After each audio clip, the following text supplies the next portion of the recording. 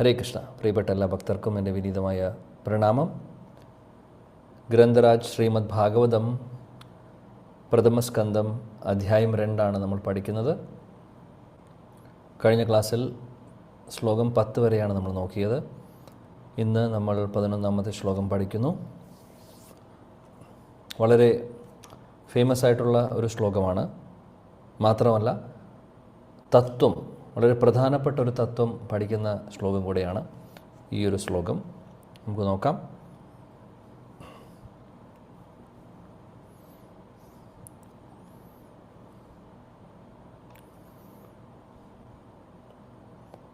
ഹരേ കൃഷ്ണ. ശ്ലോകം വായിക്കാനുള്ള ലിസ്റ്റ് എൻ്റെ കയ്യിൽ ഇപ്പോൾ ഇല്ല. നാളെ ആകുമ്പോഴേക്കും ലിസ്റ്റ് ഉണ്ടാവും. അതുകൊണ്ട് ഭാഗവതമുള്ളവർ ഇതിൽ ഹാൻഡ് റേസ് ചെയ്യാനുള്ളൊരു ഓപ്ഷനുണ്ട്. സൂമിനുണ്ട്. അറിയുന്നവർ ആണെങ്കിൽ ചെയ്യാം. ഇല്ലാത്തവരാണെങ്കിൽ ഭാഗവതമുള്ള ഓരോരുത്തരായിട്ട് മുന്നോട്ട് വരിക. ഓക്കെ. ശ്ലോകം ഒരാൾക്ക് വായിക്കാം, അടുത്ത ആൾക്ക് വിവർത്തനം ഭാവാർത്ഥം വായിക്കാം. ശ്ലോകം 11.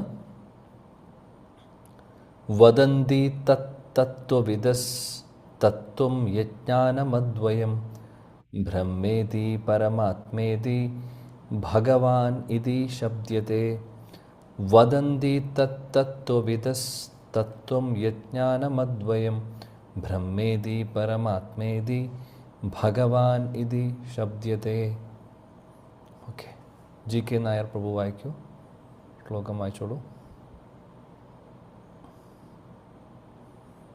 ഹരേ കൃഷ്ണ.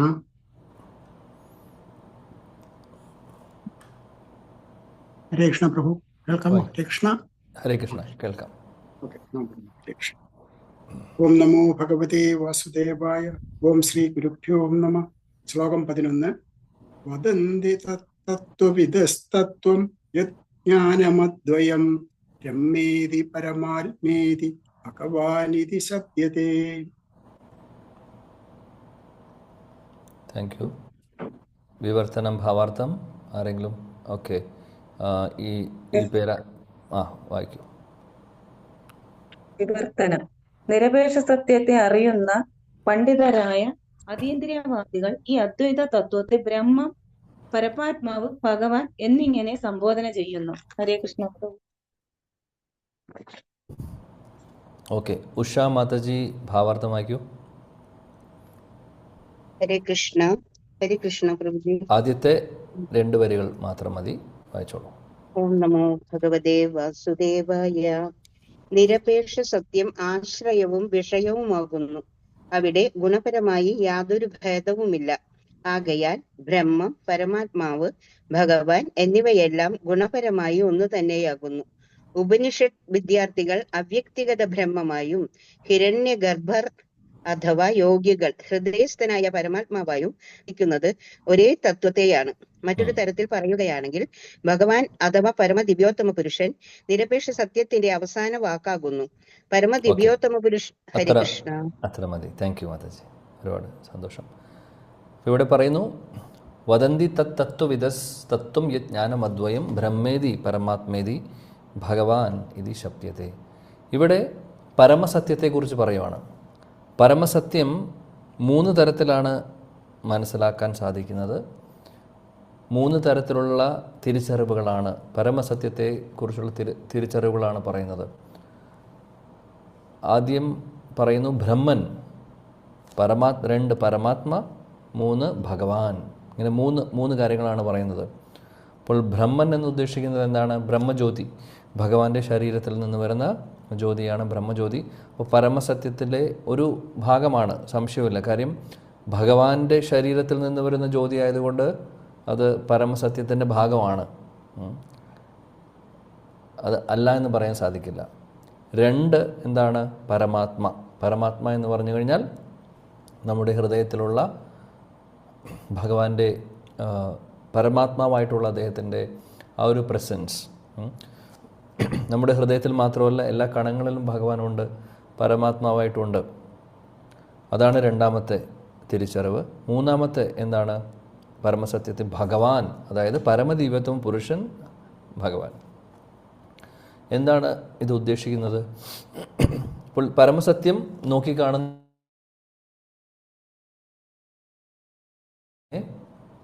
അതിൻ്റെ റിയലൈസേഷൻ 3 തരത്തിലുണ്ടെന്നാണ് പറയുന്നത്.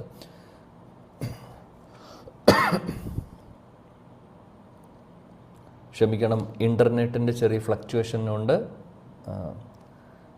അതേപോലെ എനിക്ക് ചുമയുമുണ്ട്. അപ്പോൾ അങ്ങനെ ഇടയ്ക്ക് ചിലപ്പോൾ തടസ്സം വരും, ക്ഷമിക്കണം എന്നോട്. അപ്പോൾ ഇവിടെ പറയുന്നു ഭഗവാൻ, പരമാത്മ, ബ്രഹ്മൻ. അപ്പോൾ തുടക്കം ആദ്യത്തെ ബ്രഹ്മനാണ്. അപ്പോൾ ബ്രഹ്മൻ എന്ന് നേരത്തെ പറഞ്ഞു, ബ്രഹ്മജ്യോതിയാണ്. അപ്പോൾ ബ്രഹ്മജ്യോതിയാണ് എല്ലാം, അതിനപ്പുറത്തൊന്നുമില്ല എന്ന് ധരിക്കുന്നവരാണ് ബ്രഹ്മവാദികൾ. അവരെ ബ്രഹ്മവാദികൾ എന്ന് പറയാം. കാര്യം അവർ പറയുന്നു പരമസത്യം എന്ന് പറയുന്നത് ബ്രഹ്മനാണ്, അല്ലെങ്കിൽ ബ്രഹ്മജ്യോതിയാണ്, അതിനപ്പുറത്ത് എന്തെങ്കിലും ഉണ്ട് എന്നുള്ളൊരു ധാരണ അവർക്കില്ല. അപ്പോൾ അതാണ് ബ്രഹ്മവാദികൾ. ഇനി രണ്ടാമത്തെ കാറ്റഗറിയിൽ വരുന്ന പരമാത്മാവാദികൾ എന്താണ്? അവർ പറയുന്നത് എന്താണെന്ന് വെച്ചാൽ,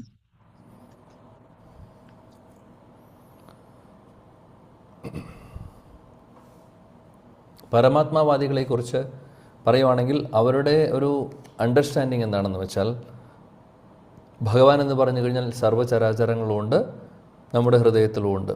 അപ്പോൾ പരമാത്മാവാദികൾ ധ്യാനിക്കുന്നത് ഹൃദയത്തിലുള്ള പരമാത്മാവിനെയാണ്.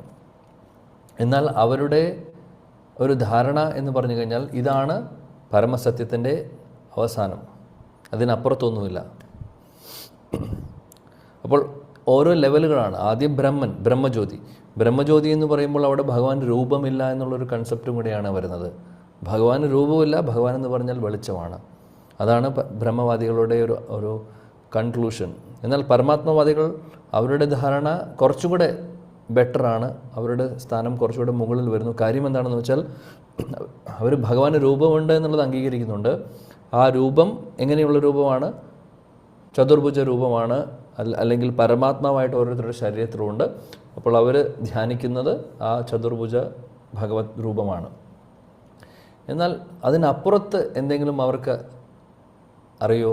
ഇല്ല. എന്നാൽ ഭഗവാൻ എന്ന് മനസ്സിലാക്കുന്ന, അതായത് പരമദൈവത്വമോ പുരുഷൻ ആണ് ഭഗവാൻ എന്ന് അല്ലെങ്കിൽ അങ്ങനെ ധരിക്കുന്ന, അല്ലെങ്കിൽ അങ്ങനെ മനസ്സിലാക്കിയിട്ടുള്ളവർ, അല്ലെങ്കിൽ തിരിച്ചറിഞ്ഞിട്ടുള്ളവർ, അവർ പറയുന്നത് എങ്ങനെയാണ്? ഭഗവാൻ രൂപമുണ്ട്, ഭഗവാന് വൈകുണ്ഠ ലോകങ്ങളുണ്ട്, ഭഗവാനും ഭഗവാന്റെ ഭക്തരും തമ്മിലുള്ള, ജീവാത്മാക്കളും തമ്മിലുള്ള ആ ഒരു ബന്ധമുണ്ട്, ഭഗവാന്റെ അംശമാണ് നമ്മൾ ഓരോരുത്തരും, ഭഗവാന് ഒരുപാട് ഷഡൈശ്വര്യങ്ങളുണ്ട്, ഷഡൈശ്വര്യപൂർണ്ണമാണ് ഭഗവാൻ. അപ്പോൾ ഇതെല്ലാം അറിയുന്ന ഒരു ലെവലാണ് മൂന്നാമത് പറയുന്ന ഭഗവാൻ എന്ന് പറയുന്ന തത്വം.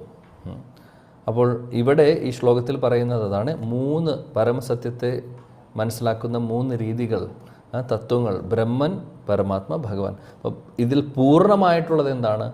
ഭഗവാൻ റിയലൈസേഷനാണ്.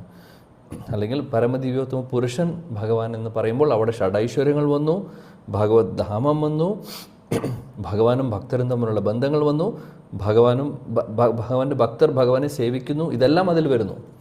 പരിപൂർണമായിട്ടുള്ള ജ്ഞാനമാണത്. എന്നാൽ അപ്പോൾ അതാണ് ശരിക്കും പരമസത്യത്തിൻ്റെ അവസാനം. ഇവിടെ പ്രഭുപാദ് ഭാവാർത്ഥത്തിൽ പറയുന്നു, പരമസത്യത്തിൻ്റെ അവസാനത്തെ വാക്ക് എന്ന് പറഞ്ഞു കഴിഞ്ഞാൽ അത് പരമദൈവത്വം പുരുഷൻ ഭഗവാൻ എന്നുള്ളതാണ് എന്നുള്ളത്. അല്ലാതെ പരമാത്മാവ് ബ്രഹ്മജ്യോതി എന്ന് പറയുന്നത് തീർച്ചയായിട്ടും അത് പരമസത്യത്തിൻ്റെ ഒരു ഭാഗമാണ്, എന്നാൽ അത് പരമസത്യത്തിൻ്റെ അവസാന വാക്കല്ല എന്നുള്ളതാണ്. അത് അതിൻ്റെ ഒരു ലെവലാണ്. എന്നാൽ ഭഗവാൻ എന്ന് പറയുന്നത് ആ ഒരു കാര്യം മനസ്സിലാക്കുന്നവർക്ക് ബ്രഹ്മൻ എന്താണ്, പരമാത്മാവ് എന്താണ്, അതിനെക്കുറിച്ചുള്ള ധാരണയും ഉണ്ടാവും അവർക്ക്. ഇപ്പോൾ ബ്രഹ്മവാദികളുടെ പ്രശ്നം എന്താണെന്ന് വെച്ചാൽ, ബ്രഹ്മവാദികൾക്ക് പരമാത്മ എന്ന് പറയുന്ന ഒരു കൺസെപ്റ്റ് അവർക്കറിയില്ല, ഭഗവാൻ എന്ന് പറയുന്നത് തീർച്ചയായും അവർക്കറിയില്ല. ഷഡൈശ്വര്യപൂർണ്ണമായിട്ടുള്ള പരമദിവ്യോത്തമ പുരുഷൻ എന്ന് പറയുന്ന ഒരു സംഭവം അവരുടെ ഒരു ഡിക്ഷണറിയിലില്ല. അപ്പോൾ അതുകൊണ്ട് പരമസത്യത്തിൻ്റെ അവസാന വാക്കാണ് ബ്രഹ്മൻ എന്ന് പറയാൻ സാധിക്കില്ല. പരമാത്മാവാദികളെക്കുറിച്ച് പറയുകയാണെങ്കിൽ അവർ ബ്രഹ്മജ്യോതിയെക്കുറിച്ച് മനസ്സിലാക്കുന്നു. കൂട്ടത്തിൽ ഭഗവാന് എല്ലാവരുടെയും ഹൃദയത്തിൽ പരമാത്മാവായിട്ട് ഉണ്ടെന്നും അവർ മനസ്സിലാക്കുന്നു. എന്നാൽ അതിനപ്പുറത്ത് ഷഡൈശ്വര്യങ്ങളുള്ള ഭഗവാനുണ്ട്, ഭഗവാൻ എന്ന് പറഞ്ഞു കഴിഞ്ഞാൽ ഷഡൈശ്വര്യപൂർണ്ണമാണ്, ഭഗവത് ധാമമുണ്ട് എന്നുള്ള കംപ്ലീറ്റ് അണ്ടർസ്റ്റാൻഡിങ് അവർക്കില്ല. ആ പരിപൂർണമായിട്ടുള്ളൊരു ഒരു അറിവ് വരുന്നത് മൂന്നാമത് പറയുന്ന കാറ്റഗറിയാണ്. അപ്പോൾ അതുകൊണ്ട് ബ്രഹ്മൻ, പരമാത്മ, അതിൻ്റെ മുകളിലാണ് ഭഗവൻ എന്ന് പറയുന്നത്. അപ്പോൾ അതാണ് പരമസത്യത്തിൻ്റെ അവസാനത്തെ വാക്ക് എന്നിവിടെ പ്രഭുപാജിയും ഭാവാർത്ഥത്തിൽ പറയുന്നു. അപ്പോൾ വിചാരിക്കരുത് ബ്രഹ്മജ്യോതി എന്ന് പറയുന്നത് അങ്ങനെ ഒരു സംഭവം ഇല്ല എന്നുള്ളത്. ഹരേ കൃഷ്ണ കൃഷ്ണ കൃഷ്ണ ഹരേ ഹരേ, ഹരേ രാം രാം രാം ഹരേ ഹരേ. അപ്പോൾ ബ്രഹ്മജ്യോതി എന്ന് പറയുന്ന ഉണ്ട്, ഇല്ല എന്നുള്ളതല്ല. എന്നാൽ അതിനപ്പുറത്ത് സംഭവങ്ങളുണ്ട്. ബ്രഹ്മജ്യോതിയുണ്ട്, പരമാത്മാവായിട്ട് ഭഗവാനുണ്ട്, കൂട്ടത്തിൽ അതിനപ്പുറത്ത് ഭഗവാൻ എന്ന് പറഞ്ഞാൽ പരമ പുരുഷ അല്ലെങ്കിൽ പൂർണ്ണ പുരുഷോത്തമൻ ഭഗവാൻ എന്നുള്ളൊരു കൺസെപ്റ്റും കൂടെ ഉണ്ട്. ഇതാണ് മനസ്സിലാക്കേണ്ടത്. അപ്പോൾ ഇവിടെ പ്രഭുപാദി ഉദാഹരണം പറഞ്ഞു തരുന്നുണ്ട്. സൂര്യൻ, സൂര്യരശ്മി, സൂര്യദേവൻ, 3 കാര്യങ്ങൾ ഓർക്കുക. സൂര്യൻ എന്ന് പറയുന്ന ഗ്രഹം, പ്ലാനറ്റ്, സൂര്യരശ്മി, ആദ്യം സൂര്യരശ്മി, 2 സൂര്യൻ എന്ന് പറയുന്ന ഒരു ഗ്രഹം, 3 സൂര്യദേവൻ. അപ്പോൾ ഈ ഒരു തത്വം മനസ്സിലാക്കി തരാൻ വേണ്ടി പ്രഭുപാദ് പറയുന്ന ഉദാഹരണമാണ് ഇത്. അതായത് സൂര്യനിൽ നിന്ന് വരുന്ന രശ്മി നമ്മൾ ബ്രഹ്മജ്യോതിയായിട്ട് മനസ്സിലാക്കുവാണ്. ബ്രഹ്മജ്യോതിയായിട്ട് നമ്മൾ ഇവിടെ ഉപമിക്കുകയാണ്. ഉപമയാണ്. അപ്പോൾ ജ്യോതി എന്ന് പറയുമ്പോൾ വെളിച്ചം, സൂര്യരശ്മി നമുക്ക് കിട്ടുന്നു, സൂര്യനിൽ നിന്ന് സൂര്യരശ്മി വരുന്നു, ശരിയല്ലേ? അപ്പോൾ ആ സൂര്യരശ്മി ഇവിടെ ബ്രഹ്മജ്യോതിയായിട്ട് ഉപമിച്ചിരിക്കുന്നു. അപ്പോൾ ക്ഷമിക്കണം, സൂര്യരശ്മി കാണുമ്പോൾ നമുക്ക് മനസ്സിലാവണം സൂര്യനിൽ നിന്നാണ് ഇത് വരുന്നത് എന്നുള്ളത്. അതിനപ്പുറത്ത് സൂര്യദേവൻ എന്ന് പറയുന്ന ഒരു വ്യക്തിയുണ്ട് ഇതിൻ്റെ പുറകിൽ എന്നുള്ള കാര്യം മനസ്സിലായില്ലെങ്കിൽ നമ്മൾ പറയുന്നു എല്ലാം ഇത് എന്ന് പറഞ്ഞു കഴിഞ്ഞാലോ, സൂര്യൻ എന്ന് പറഞ്ഞു കഴിഞ്ഞാൽ ഈ വെളിച്ചം മാത്രമാണ്. എന്ത് സൂര്യരശ്മിയാണോ വരുന്നത് അതാണ് സൂര്യൻ, അതിനപ്പുറത്തൊരു കൺസെപ്റ്റ് ഇല്ല. അങ്ങനെയാണെങ്കിൽ അത് പരിപൂർണമായിട്ടുള്ള ഒരു തിരിച്ചറിവാണോ? അല്ല. എന്നാൽ ഇനി നെക്സ്റ്റ് ലെവലാണെങ്കിൽ പറയുന്നു, ഓക്കെ, സൂര്യരശ്മി മാത്രമല്ല സൂര്യൻ എന്ന് പറയുന്ന ഗോളം അല്ലെങ്കിൽ ആ ഒരു ഗ്രഹം കൂടെ ഉണ്ട് എന്ന് മനസ്സിലാക്കുന്നു. അത് കുറച്ചും കൂടെ ഹയർ അണ്ടർസ്റ്റാൻഡിങ് ആണ്, കറക്റ്റ് അല്ലേ? അപ്പോൾ അവർ മനസ്സിലാക്കുന്നു രശ്മി മാത്രമല്ല ഇത് വരുന്നത് സൂര്യഗോളത്തിൽ നിന്നാണ്. അപ്പോൾ അത്രയും മനസ്സിലാക്കി. പക്ഷേ അതിൻ്റെ പുറകിൽ സൂര്യദേവനാണ്, ഒരു വ്യക്തിയുണ്ട് എന്നുള്ളത് അറിഞ്ഞില്ലെങ്കിൽ അത് പരിപൂർണമാവോ? ഇല്ല. അപ്പോൾ മൂന്നാമത്തെ ലെവൽ എന്താണ്? സൂര്യരശ്മിയെക്കുറിച്ച് മനസ്സിലാക്കുന്നു, ഇത് വരുന്നത് സൂര്യഗ്രഹത്തിൽ നിന്നാണെന്ന് മനസ്സിലാക്കുന്നു, അതിൻ്റെ പുറകിൽ സൂര്യദേവൻ എന്ന് പറയുന്ന വ്യക്തിയുണ്ട് എന്ന് മനസ്സിലാക്കുന്നു. അപ്പോഴാണ് ബ്രഹ്മൻ, പരമാത്മ, ഭഗവാൻ എന്ന് പറയുന്ന തിരിച്ചറിവ് പോലെ പരിപൂർണമാവുന്നത്. അങ്ങനെയാണ്. അതേപോലെ ഭഗവാൻ എന്ന് പറയുന്ന പരമദൈവോത്തമ പുരുഷൻ, അദ്ദേഹം വൈകുണ്ഠത്തിലോ അല്ലെങ്കിൽ ഗോലോകത്തിലോ ആധ്യാത്മിക ലോകങ്ങളിലുണ്ട്. അദ്ദേഹം തന്നെയാണ് പരമാത്മാവായിട്ട് ഓരോരുത്തരുടെയും ഹൃദയത്തിൽ ഇരിക്കുന്നത്. അദ്ദേഹത്തിൻ്റെ ശരീരത്തിൽ നിന്ന് തന്നെ വരുന്നത് തന്നെയാണ് ബ്രഹ്മജ്യോതി എന്ന് മനസ്സിലാക്കി കഴിഞ്ഞാലോ പരിപൂർണമായി. അപ്പോൾ അതാണ് 3 തലത്തിൽ മനസ്സിലാക്കേണ്ടത്. ഇത് 3 തത്വങ്ങൾ. ഈ തത്വം ഒന്നാണ് ഈ പരമസത്യം എന്ന് പറയുന്നത്. പക്ഷേ അത് തിരിച്ചറിയുന്നത് 3 രീതികളിലാണ്, 3 ലെവലുകളിലാണ്. അതാണ് ഇവിടെ പറയുന്നത്. ഈ ഒരു തത്വം നമ്മൾ മനസ്സിലാക്കേണ്ട ഒരു കാര്യമാണ്, വളരെ ഇമ്പോർട്ടൻ്റ് ആയിട്ടുള്ളൊരു കാര്യമാണ്. ബ്രഹ്മൻ, പരമാത്മ, ഭഗവാൻ എന്ന് പറയുന്ന ഈ 3 കാര്യങ്ങൾ പരമസത്യമായിട്ട് സംബന്ധിച്ച കാര്യങ്ങളാണ്, അല്ലെങ്കിൽ നിരപേക്ഷ സത്യമായിട്ട് സംബന്ധിച്ച കാര്യങ്ങളാണ്. അതുകൊണ്ട് 3ഉം എന്താണെന്നുള്ള തിരിച്ചറിവ് നമുക്ക് വേണം, നമുക്ക് അറിഞ്ഞിരിക്കണം.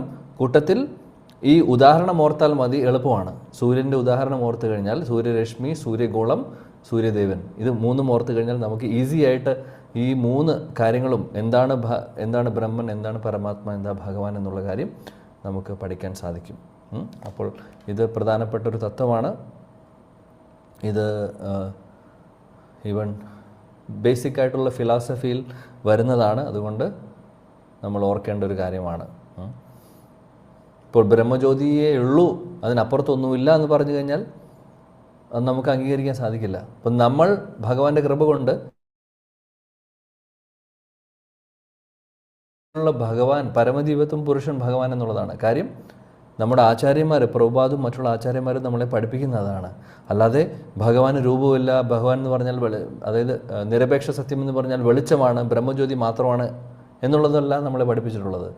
നമുക്ക് തന്നിട്ടുള്ളത് ഹയസ്റ്റ് നോളജാണ്. അതാണ് നമ്മുടെ മഹാസൗഭാഗ്യം എന്ന് പറയുന്നത്. അപ്പോൾ അതുകൊണ്ടാണ് നമ്മൾ മറ്റുള്ള തത്വങ്ങളൊക്കെ മനസ്സിലാക്കാൻ നമുക്ക് സാധിക്കുന്നത്.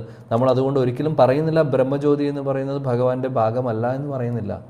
അത് ഭഗവാന്റെ തന്നെ അവ്യക്തമായിട്ടുള്ള ഒരു രൂപം എന്ന് പറഞ്ഞാൽ അവ്യക്തമായിട്ടുള്ള ഒരു തത്വമാണ്.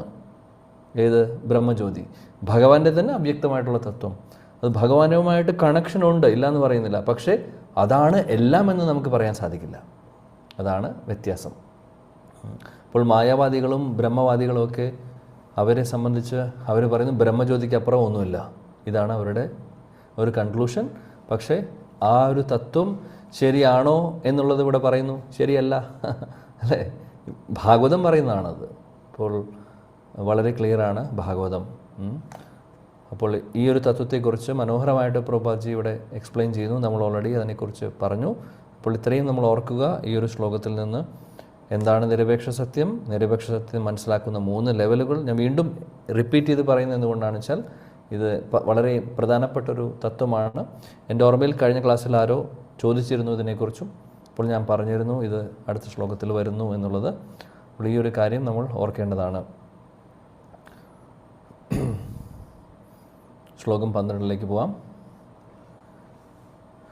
തശ്രദ്ധാനമുനയോ ജ്ഞാനവൈരാഗ്യയുക്തയ പശ്യന്തി ആത്മനി ചാത്മാനം ഭക്ത്യാ ശ്രുതാ ഗൃഹീതയ. ഓക്കെ, വാത്സല മാതാജി വായിക്കൂ. ഹരേ കൃഷ്ണ പ്രഭുജി. ഓം നമോ ഭഗവതേ വാസുദേവായ. തശ്രദ്ധാനോ മുനയോ ജ്ഞാനവൈരാഗ്യയുക്തയ പശ്യന്ത്യാത്മനി ചാത്മാനം ഭക്ത്യാ ശുദ്ധഗൃഹീതയാ. ഹരേ കൃഷ്ണ പ്രഭുജി. Thank you. ജ്യോതി ലക്ഷ്മി മാതാജി വായിക്കൂ വിവർത്തനം. ഹരേ കൃഷ്ണ. ഓം നമോ ഭഗവതേ വാസുദേവായ. ശ്രീല പ്രഭുപാദയ്ക്ക് ജയ്. വിവർത്തനം. ജ്ഞാനത്താലും വൈരാഗ്യത്താലും പൂർണ്ണ സജ്ജനായ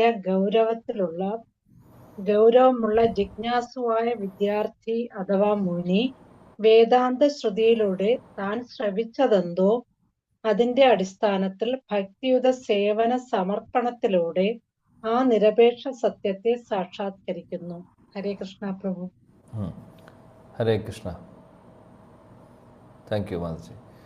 ഇവിടെ പറയുന്നു നിരപേക്ഷ സത്യത്തെ മനസ്സിലാക്കുന്ന ആ വഴി, മനസ്സിലാക്കാനുള്ള വഴി എന്താണെന്നുള്ളത്. അപ്പോൾ നമ്മൾ കഴിഞ്ഞ ശ്ലോകത്തിൽ പഠിച്ചു നിരപേക്ഷ സത്യം എന്ന് പറഞ്ഞാൽ എന്താണെന്നുള്ളത്. അപ്പോൾ ബ്രഹ്മൻ, പരമാത്മ, ഭഗവാൻ. അപ്പോൾ അതിലെ അവസാന നിരപേക്ഷ സത്യത്തിൻ്റെ അവസാന വാക്ക് എന്ന് പറയുന്നത് ഭഗവാൻ എന്നുള്ളതാണെന്ന് നമ്മൾ പഠിച്ചു. ഇവിടെ പറയുന്നു ഇനി അത് മനസ്സിലാക്കണമെങ്കിൽ എന്താണ് വഴി, അതാണ് പറയുന്നത്. അപ്പോൾ മനസ്സിലാക്കണമെങ്കിൽ അല്ലെങ്കിൽ ആ ഭഗവാൻ റിയലൈസേഷൻ നമുക്ക് കിട്ടണമെങ്കിൽ എന്താണ് അതിനുള്ള മാർഗം എന്നുള്ളതാണ് ഇവിടെ പറയുന്നത്. എന്താണ് മാർഗം ഇവിടെ പറയുന്നത്? ഭക്തിയുത സേവനങ്ങളിലൂടെ മാത്രമേ അത് മനസ്സിലാക്കുവാൻ സാധിക്കുകയുള്ളൂ എന്നാണ് പറയുന്നത്.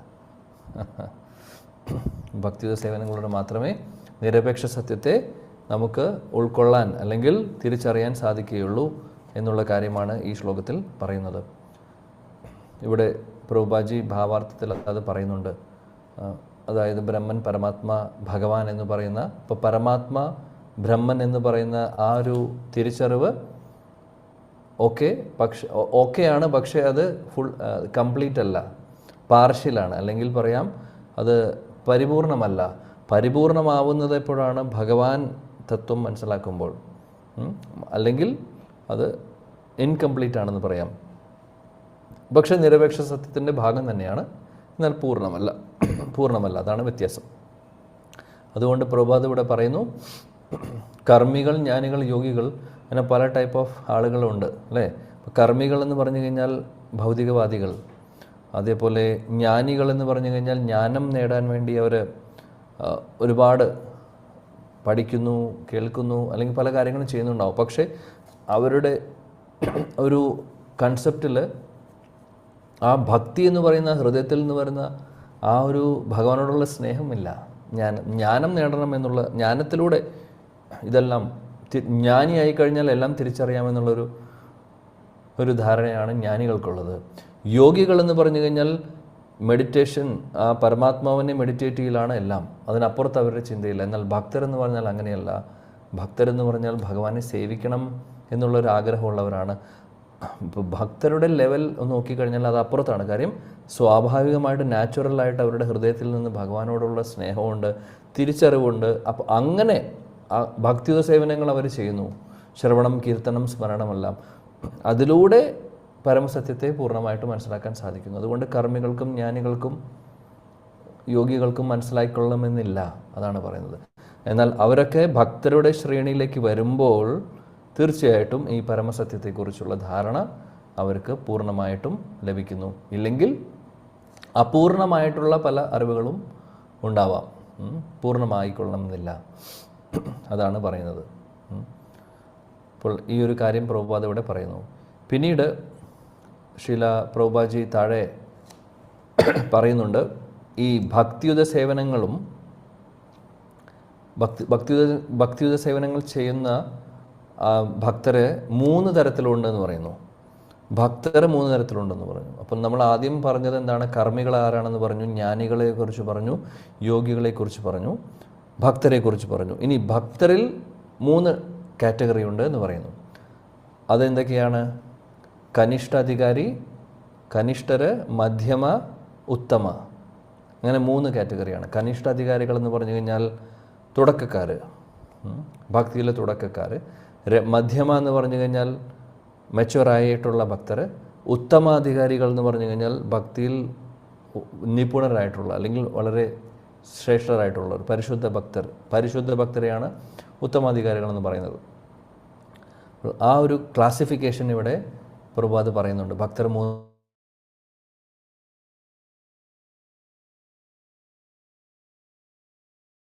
കൂടുതൽ വിശദീകരിക്കുന്നുണ്ട്. അതായത് കനിഷ്ഠ അധികാരികൾ എന്ന് പറഞ്ഞു കഴിഞ്ഞാൽ ആരാണ്, മധ്യമ അധികാരികൾ എന്ന് പറഞ്ഞാൽ ആരാണ്, അല്ലെങ്കിൽ അവരെന്ന് പറഞ്ഞാൽ എങ്ങനെയുള്ളവരാണ് കനിഷ്ഠാധികാരികൾ, എങ്ങനെയുള്ളവരാണ് മധ്യമാധികാരികൾ എന്നുള്ളതാണ് പറയുന്നത്. എങ്ങനെയുള്ളവരാണ് ഉത്തമാധികാരികൾ. 11ാമത്തെ സ്കന്ധത്തിലെ 2ാമത്തെ അധ്യായത്തിലെ 45, 46, 47 3 ശ്ലോകങ്ങളിലായിട്ടാണ് ഈ ഒരു തത്വം പറയുന്നത്. സർവഭൂതേഷു യത് പശ്യേത് ഭഗവത് ഭാവമാത്മനഃ ഭൂതാനി ഭഗവതി ആത്മാനി ഏഷ ഭാഗവതോത്തമ. ഇത് ഉത്തമ ഭക്തരെ കുറിച്ചാണ് പറയുന്നത്. ഉത്തമ ഭക്തരെന്ന് പറഞ്ഞാൽ എന്താണ്? സർവഭൂതേഷു യത് പശ്ചേത് ഭഗവത് ഭാവം ആത്മനഃ. സർവഭൂതേഷു അതായത് സർവചരാചരങ്ങളെയും സർവരെയും എല്ലാവരെയും ഭഗവത് ഭാവത്തിൽ കാണുന്നു. ഭഗവത് ഭാവം ആത്മനഃ. എല്ലാവരെയും ഭഗവത് ഭാവത്തിൽ കാണുക എന്ന് പറഞ്ഞാൽ എന്താണ്? എല്ലാവരിലും ഭഗവാന്റെ പ്രസൻസ് മനസ്സിലാക്കുന്നുണ്ട്. വിദ്യാവിനയ സമ്പന്നെ ബ്രാഹ്മണേ ഗവിഹസ്തിനി ശുനി ചൈവ സ്വപാക്കേച്ച പണ്ഡിത സമദർശിന. ഇപ്പോൾ പണ്ഡിതൻ അവിടെ, ഇത് ഭഗവത്ഗീതയിലെ ശ്ലോകമാണ്. വിദ്യാവിനയ സമ്പന്നെ അവിടെ ഉദ്ദേശിക്കുന്നത് ഈ ഉത്തമാധികാരികളുടെ ഒരു കാര്യം തന്നെയാണ് അവിടെ പറയുന്നത്. അതായത് അവർ ശുനി ചൈവ സ്വപാക്കേ, അതായത് എല്ലാവരെയും, ഇപ്പം മൃഗങ്ങളെയും മനുഷ്യരെയും അതേപോലെ ചണ്ടാലരാവട്ടെ എല്ലാവരിലും ഭഗവാനെ കാണുന്നവർ. അപ്പോൾ ഭഗവത് ഭാവത്തിലാണ് അവർ നോക്കിക്കാണുന്നത്. ശരീരം ആനയുടെ ആയിരിക്കാം, പുലിയുടെ ആയിരിക്കാം, മരത്തിൻ്റെ ആയിരിക്കാം, മനുഷ്യരുടെ ആയിരിക്കാം, അല്ലെങ്കിൽ വേറെ എന്ത് വേണമെങ്കിലും ആവാം. പക്ഷേ കളുടെ ഒരു ഭാവം, അവർ ഹരേ കൃഷ്ണ കൃഷ്ണ കൃഷ്ണ ഹരേ ഹരേ, ഹരേ രാം രാം രാം ഹരേ ഹരേ. ഇടയ്ക്ക് ഇൻ്റർനെറ്റ് ഫ്ലക്ച്വേറ്റ് ആവുന്നത് കൊണ്ടാണ് ഞാൻ ഇടയിൽ ഹരിനാമം, ഭഗവാന്റെ നാമം ചൊല്ലുന്നത്. ഇവിടെ എനിക്ക് മെസ്സേജ് വരുന്നുണ്ട് ഇൻ്റർനെറ്റ് സ്റ്റേബിൾ അല്ല എന്ന് പറഞ്ഞ്. ക്ഷമിക്കണം. ഞാൻ ഇപ്പോൾ കേരളത്തിലാണ്. അപ്പോൾ ഇവിടെ കുറച്ച് മഴയുണ്ട് പുറത്ത്, അതുകൊണ്ടായിരിക്കാം ഒരു പക്ഷേ. അപ്പോൾ പറഞ്ഞത് എന്തായിരുന്നു? വിദ്യാവിനയ സമ്പന്ന ശ്ലോകം അല്ലേ. ഇവിടെ പറയുന്നു സർവഭൂതേഷു യ പശ്ചേത് ഭഗവത് ഭാവമാത്മന. അതാണ് ഉത്തമാധികാരികൾ. എല്ലാത്തിലും ഭഗവത് ഭാവത്തോടു കൂടി. അപ്പോൾ അതുകൊണ്ട് അവർ ശത്രുവില്ല, മിത്രമില്ല, മൃഗങ്ങൾ, മനുഷ്യർ എല്ലാവരെയും ഒരേപോലെ കാണുന്നു. അതായത് എല്ലാവരിലും ഭഗവാനെ കാണുന്നു. ഇത് ഒരു ഹൈ ലെവലാണ്. നമുക്ക് ആ ഭാവമുണ്ടോ? നമ്മൾ ഇന്നും മൃഗത്തെ മൃഗമായിട്ടും മനുഷ്യരെ മനുഷ്യരായിട്ടും മരത്തെ മരമായിട്ടും ആണ് കാണുന്നത്. എന്തിനു പറയണം?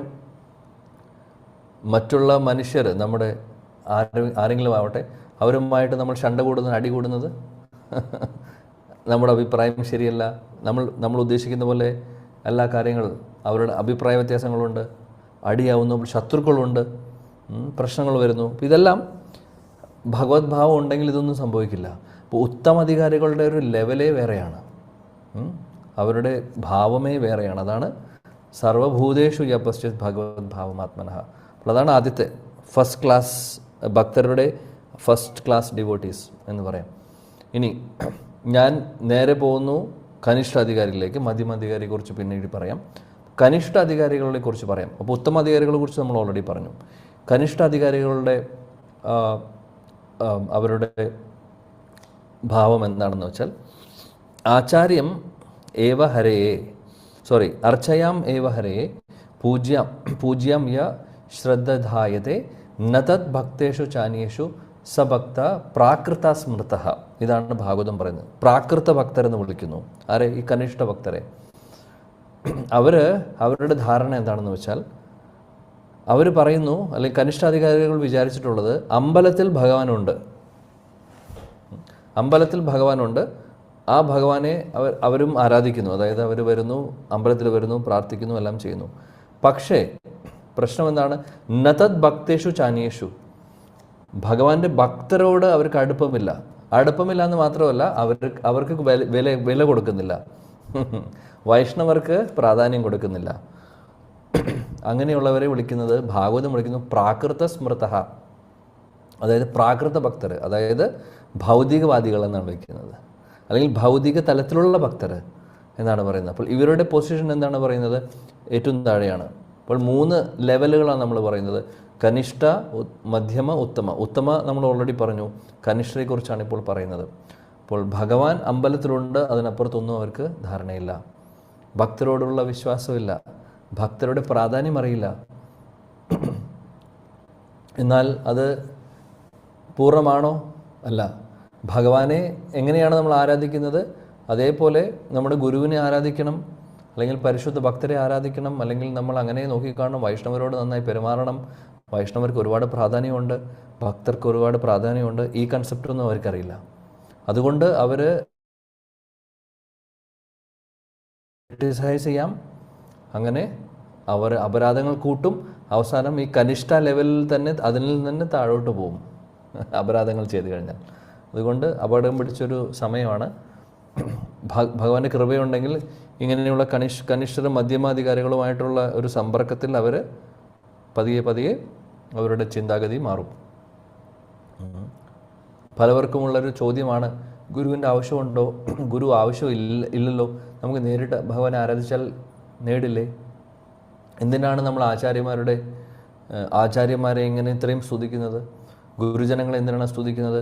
ഭക്തരെ എന്തുകൊണ്ട് സ്തുതിക്കുന്നു? പറഞ്ഞിട്ടുണ്ട് ശാസ്ത്രങ്ങളിൽ, ഭഗവാൻ തന്നെ പറഞ്ഞിട്ടുണ്ട്. ആദിപുരാണത്തിൽ ഭഗവാൻ അർജുനോട് പറയുന്നതാണ്, അതായത് എൻ്റെ ശരിക്കുമുള്ള ഭക്തരെന്ന് പറഞ്ഞാൽ എന്നെ നേരിട്ട് ആരാധിക്കുന്നവരല്ല, മറിച്ച് എൻ്റെ പരിശുദ്ധ ഭക്തരെ ആരാധിക്കുന്നവരാണ് എൻ്റെ ശരിക്കുമുള്ള ഭക്തർ എന്ന് ഭഗവാൻ ആദിപുരാണത്തിൽ അർജുനോട് പറയുന്നു. പിന്നെ വളരെ ഫേമസ് ആയിട്ടുള്ള ശ്ലോകം പാർവതി ദേവിയോട് മഹാദേവനും പറയുന്നുണ്ട്. അതായത് ഭഗവാന്റെ ഭക്തരെ ആരാധിക്കലാണ് സർവശ്രേഷ്ഠം എന്നുള്ളത്. അവിടെ അത് ആരാധനാനാം സർവേഷാം വിഷ്ണുർ ആരാധനം പരം തസ്മാത് പരതരം ദേവി തദീയാനാം സമർച്ചനം. അവിടെ പറയുന്നു, എല്ലാ ആരാധനകളും വെച്ച് വിഷ്ണു ആരാധനയാണ് ഏറ്റവും ഉയർന്നത്, സംശയമില്ല. എന്നാൽ അതിനേക്കാൾ ഉയർന്ന തലത്തിലാണ് ഭഗവത് ഭക്തരുടെ, വൈഷ്ണവരുടെ ആരാധന, അല്ലെങ്കിൽ പരിശുദ്ധ ഭക്തരെ ആരാധിക്കുന്നത്. അതിൽ ഗുരു വരുന്നു, സാധുജനങ്ങൾ വരുന്നു, എല്ലാം വരുന്നു. അപ്പോൾ ആ ഒരു കാര്യം നമ്മൾ ഓർക്കുക. അപ്പോൾ കനിഷ്ഠാധികാരികളെ സംബന്ധിച്ച് അവരുടെ കൺസെപ്റ്റ് അനുസരിച്ച് ഭഗവാൻ അമ്പലത്തിൽ മാത്രം, വൈഷ്ണവരോട് അവർക്ക്, അല്ലെങ്കിൽ ഭക്തരിൽ അവർക്ക് വിശ്വാസമില്ല. അതാണ് കനിഷ്ഠത. ഇനി രണ്ടാമത്തെ കാറ്റഗറി ആരാണ്? മധ്യമാധികാരികൾ.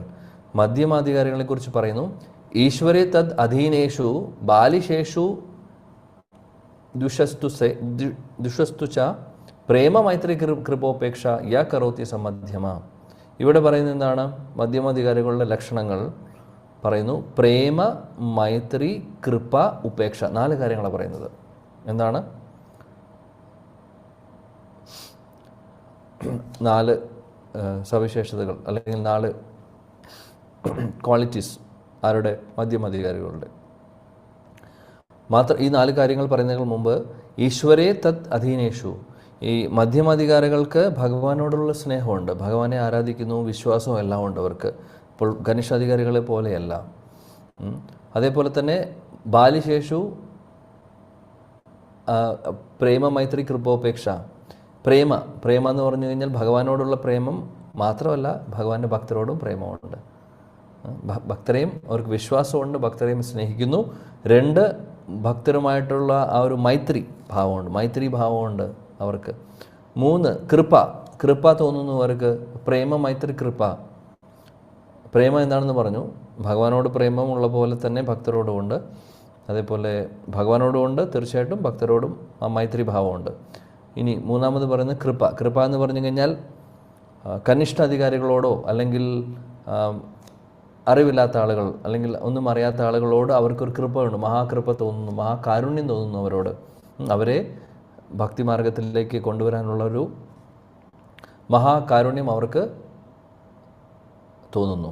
ഇപ്പോൾ ബദ്ധാത്മാക്കളെ രക്ഷിക്കുക എന്ന് പറയുന്നത് അവരുടെ ജീവിതത്തിൽ ഈ മധ്യമാധികാരികളെ സംബന്ധിച്ച് അവർ അത് മനസ്സിലാക്കിക്കൊണ്ട് ഒരുപാട് ആളുകളെ സഹായിക്കാൻ നോക്കും, ഭക്തി മാർഗത്തിലേക്ക് കൊണ്ടുവരാൻ നോക്കും. അതുകൊണ്ട് മധ്യമ അധികാരികളായിരിക്കും ഈ പ്രചരണം ചെയ്യുന്ന ആളുകൾക്ക് ഈ ഒരു ഭാവമായിരിക്കണം ഉണ്ടാവേണ്ടത്. കാര്യം എന്താണെന്ന് വെച്ചാൽ, കൂട്ടത്തിൽ ഇതും കൂടെ പറയട്ടെ, 4ാമത്തെ ഉപേക്ഷ.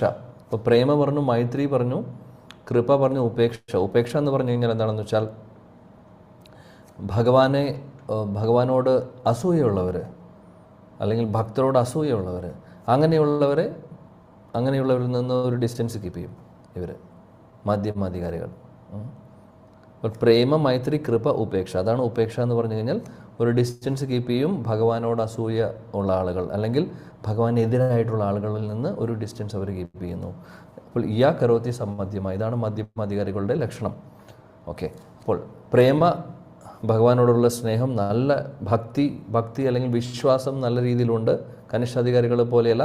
കനിഷ്ഠാധികാരികളുടെ പ്രശ്നം അവർക്ക് ഭഗവാനിലുള്ള വിശ്വാസം ഉണ്ടെന്ന് നമ്മൾ പറഞ്ഞു, കുറച്ചൊക്കെ അമ്പലത്തിൽ പോകുന്നു എന്നൊക്കെ. പക്ഷെ പ്രശ്നം എന്താ വെച്ചാൽ അവരുടെ വിശ്വാസം അത്ര സ്ട്രോങ് അല്ല, വീക്കാണ്. കോമള ശ്രദ്ധ എന്ന് പറയും. കോമള ശ്രദ്ധ എന്ന് പറഞ്ഞു കഴിഞ്ഞാൽ എപ്പോൾ വേണമെങ്കിലും മാറാം. ഇപ്പോൾ വിശ്വാസം ഉണ്ടാവും ഭഗവാനിൽ, കാര്യം ഭക്തരിൽ വിശ്വാസമില്ല. ഭക്തരെ ക്രിട്ടിസൈസ് ചെയ്യുന്ന ഒരു അവസ്ഥയാണെങ്കിൽ ഈ ഭഗവാനിലുള്ള വിശ്വാസവും കുറച്ച് പതുക്കെ അതും നഷ്ടപ്പെടാം. അതുകൊണ്ട് അവർക്കുള്ള ശ്രദ്ധ എന്ന് പറഞ്ഞാൽ വിശ്വാസം, കോമള ശ്രദ്ധ എന്ന് പറയുന്നു കനിഷ്ഠാധികാരികൾക്ക്. അതുകൊണ്ട് മധ്യമാധികാരികളുടെ ശ്രദ്ധ അല്ലെങ്കിൽ അവർക്ക് ഭഗവാനുള്ള വിശ്വാസം വളരെ കൂടുതലാണ്. അവർക്ക് നല്ല വിശ്വാസമാണ്, ശാസ്ത്രങ്ങളെക്കുറിച്ചും നല്ല ഭഗവാനെ സ്നേഹിക്കുന്നു. കൂട്ടത്തിൽ ഭക്തരുമായിട്ട് മൈത്രി ഭാവമുണ്ട്. അതേപോലെ ഭക്തരല്ലാത്തവർക്ക് അല്ലെങ്കിൽ കനിഷ്ഠരോട് അല്ലെങ്കിൽ അന്ധകാരത്തിലുള്ള ആളുകളോട്, അറിവില്ലാത്ത ആളുകളോട് ഒരു മഹാകൃപയും അവർക്ക് തോന്നുന്നു. കൂട്ടത്തിൽ അവർ എവിടെയാണോ ഡിസ്റ്റൻസ് കീപ്പ് ചെയ്യേണ്ടത് അവിടെ ഡിസ്റ്റൻസും കീപ്പ് ചെയ്യുന്നു. അഭക്തരുമായിട്ടുള്ള സംഘം അവരെടുക്കില്ല, അവിടെ അവർ മാറി നിൽക്കുന്നു. ഇതാണ് മധ്യമാധികാരികളുടെ ലക്ഷണം. ഉത്തമാധികാരികളെ കുറിച്ച് നമ്മൾ ഓൾറെഡി പറഞ്ഞു. അവർ എല്ലാവരെയും ഭഗവത് ഭാവത്തിൽ കണ്ടുകൊണ്ട് അവർക്ക് തിരിച്ചറിവില്ല. അതായത് മൃഗങ്ങളാവട്ടെ മനുഷ്യരാവട്ടെ എല്ലാം ഒരേപോലെ അവർ കാണുന്നത്. അവരുടെ തിരിച്ചറിവില്ല എന്ന് പറഞ്ഞു കഴിഞ്ഞാൽ അവരുടെ ലെവൽ ഒന്നും കൂടെ മുകളിലോട്ട് പോയി. അപ്പോൾ ശാസ്ത്രങ്ങൾ പറയുന്നുണ്ട്, പ്രചരണത്തിനായിട്ട് ഇപ്പം നമ്മൾ കൂടുതൽ ഭക്തരെ ഈ ഭക്തിമാർഗത്തിലേക്ക് കൊണ്ടുവരണമെങ്കിൽ ഉത്തമ അധികാരികളായിട്ടുള്ള ആളുകൾക്കും ആ ഒരു ലെവലിൽ നിന്ന് തൊട്ട് താഴോട്ട് മധ്യമാധികാരികളുടെ ലക്ഷണങ്ങൾ അവർ സ്വീകരിക്കേണ്ടി വരും. കാരണം പ്രചരണത്തിൻ്റെ സമയത്ത് ആർക്ക് എന്ത് പറഞ്ഞു കൊടുക്കണം എന്നുള്ളൊരു ധാരണ നമുക്ക് ഇല്ലെങ്കിൽ എല്ലാവർക്കും ഒരേ മരുന്ന് കൊടുക്കാൻ സാധിക്കില്ല. ഉത്തമാധികാരികളാണ് ടോപ്പ്, സംശയമില്ല. പക്ഷേ എപ്പോഴും പറയും, പ്രഭുപാദും പറയാറുണ്ട് ഭാവാർത്ഥങ്ങളിൽ, അതായത് ഉത്തമാധികാരിയായിട്ടുള്ള ഭക്തർ ചിലപ്പോൾ പ്രചരണത്തിന് വേണ്ടി ഒരു മധ്യമ ലെവലിലേക്ക് അവർ ഇറങ്ങി വരുന്നു. കാരണം എന്താണെന്ന് വെച്ചാൽ അപ്പോഴാണ് അറിയുന്നത് ആർക്ക് എന്ത് പറഞ്ഞു കൊടുക്കണമെന്നുള്ളത്. മറ്റുള്ളവരോടൊരു കൃപ തോന്നുന്നു, കൂട്ടത്തിൽ ആർക്ക് എന്ത് പറഞ്ഞു കൊടുക്കണം അവരുടെ ആ സമയം സന്ദർഭം അനുസരിച്ച് പറഞ്ഞു കൊടുക്കാനുള്ള ആ ബുദ്ധി ഉപയോഗിച്ച് അവരത് ചെയ്യുന്നു. അല്ലെ, ടൈം പ്ലേസ്, സമയം സന്ദർഭവും അല്ലെങ്കിൽ സിറ്റുവേഷനും അനുസരിച്ചിട്ടാണ് നമ്മൾ പ്രചരണം ചെയ്യേണ്ടത്. കാര്യം ഒരേ മരുന്ന് എല്ലായിടത്തും വർക്കാവില്ല. പല ആളുകൾക്കും പല തരത്തിലുള്ള ആളുകളുണ്ടാവും, പല ഗുണങ്ങളിലുള്ള ആളുകളുണ്ടാവും. അപ്പോൾ പല രീതിയിലായിരിക്കും നമ്മൾ ഭക്തിയുത സേവനങ്ങളെക്കുറിച്ച് പറഞ്ഞു കൊടുക്കേണ്ടത്. ഒരേ രീതിയിൽ പറഞ്ഞു കൊടുത്താൽ അത് വർക്കാവണമെന്നില്ല. അതുകൊണ്ട് മധ്യമാധികാരികൾക്ക് അത് സാധിക്കുന്നു. കാര്യം അവർക്ക് ഭക്തരുമായിട്ടുള്ളൊരു ബന്ധമുണ്ട്. മാത്രമല്ല ഒന്നും അറിയാത്ത ആളുകളോട് അവർക്ക് പറഞ്ഞു കൊടുക്കാൻ അവരോടൊരു മഹാകൃപയും തോന്നുന്നു. ഉത്തമാധികാരികൾ അവരുടെ ലെവല് ഒരു ഹൈ ലെവലായതുകൊണ്ട് അവർക്ക് ഭക്തരും അഭക്തരും തമ്മിലുള്ള തിരിച്ചറിവ്, കാര്യം അവരുടെ ഒരു കോൺഷ്യസ്നസ് അപ്പോൾ അതീന്ദ്രിയ തലത്തിലാവുമ്പോൾ അവർ ഈ ലോകത്തിലെ എല്ലാത്തിൽ നിന്നും പൂർണ്ണമായിട്ടും ഹരേ കൃഷ്ണ കൃഷ്ണ കൃഷ്ണ ഹരേ ഹരേ ഹരേ രാം രാം രാം ഹരേ ഹരേ. അപ്പോൾ അവരെ സംബന്ധിച്ച്, ഉത്തമാധികാരികളെ സംബന്ധിച്ച് ഇവിടെ ആരെ കണ്ടാലും അവർക്ക് ഒരേപോലെ തോന്നും. കാര്യം എല്ലാവരുടെ ഹൃദയത്തിനും ഭഗവാനെ അവർ കണ്ടുകൊണ്ടിരിക്കുകയാണ്. അപ്പോൾ അവർ ഭക്തരാരാണോ ഭക്തരല്ലാത്തവരാരാണോ, ആരാണോ നിരീശ്വരവാദികൾ, അല്ലെങ്കിൽ ആരാണോ ഭഗവാന് എതിരായിട്ട് പറയുന്നവർ, ഇതൊന്നും അവർക്ക്, അവരുടെ ഭാവമേ വ്യത്യാസമുണ്ട്. അവരുടെ ഭാവത്തിൽ എല്ലാവരിലും ഭഗവാനെ കണ്ടുകൊണ്ടിരിക്കുകയാണ്. അപ്പോൾ ആ ഒരു കോൺഷ്യസ്നെസ് ഹൈ ലെവലാണ്. അപ്പോൾ പ്രീച്ചിങ്ങിന് അല്ലെങ്കിൽ പ്രചരണത്തിന് ആ ഒരു ലെവലിൽ നിന്ന് താഴോട്ട് മധ്യമ ലെവലിലേക്ക് വന്നാലാണ് പ്രചരണം നടക്കുകയുള്ളൂ. ഇല്ലെങ്കിൽ തിരിച്ചറിയാൻ സാധിക്കില്ല ആരാണ് അഭക്തർ, ആരാണ് ഭക്തിയിൽ താല്പര്യമുള്ളവർ, അല്ലെങ്കിൽ നിരീശ്വരവാദികൾ. ഓരോരുത്തരെയും ഓരോ രീതിയിലായിരിക്കും നമ്മൾ ട്രെയിൻ ചെയ്യേണ്ടത്, അല്ലേ? അപ്പോൾ അതാണ് പറയുന്നത്, പ്രചരണം ചെയ്യുന്നവർ മധ്യമ ലെവലിലേക്ക് വരണം.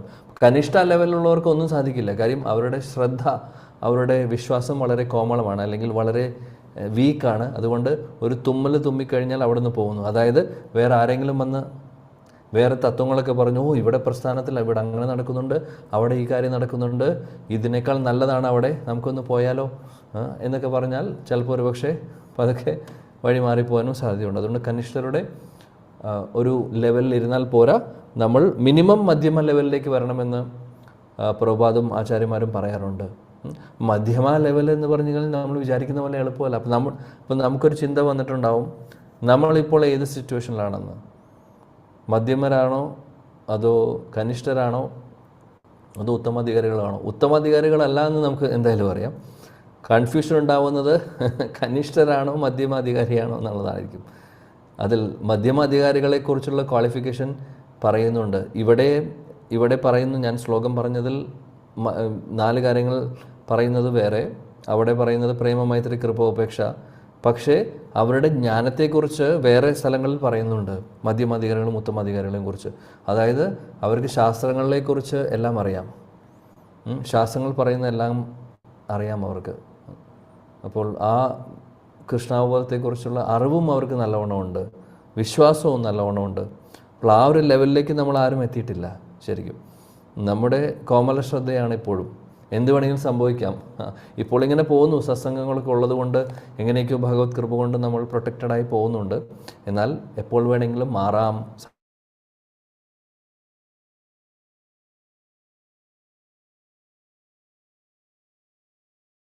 ും ഇടയിലാണോ നമ്മുടെ സ്ഥാനമെന്നറിയില്ല. എന്താണെങ്കിലും ഒരുപാട് മുന്നോട്ട് പോകാനുണ്ട് എന്നുള്ളത് നമ്മൾ ഓർക്കുക.